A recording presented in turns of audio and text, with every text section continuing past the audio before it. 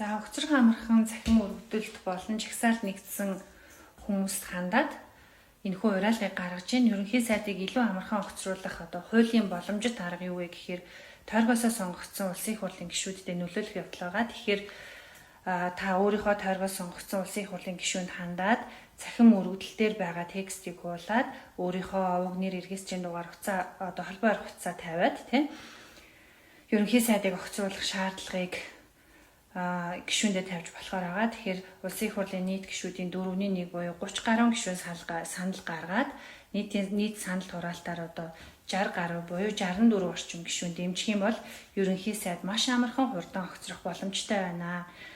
Бид нар Монгол Ардын намын их хурлыг хүлээх юм бол 10 сараас наашгүй жагсаалынхаа үр дүнг илүү яарвчлагт хүргэхийн тулд тойргоосоо сонгогдсон гишүүндээ шаардлага гаргаж улсын их хурлыг цаасаар буулъя гэж уриалж байна.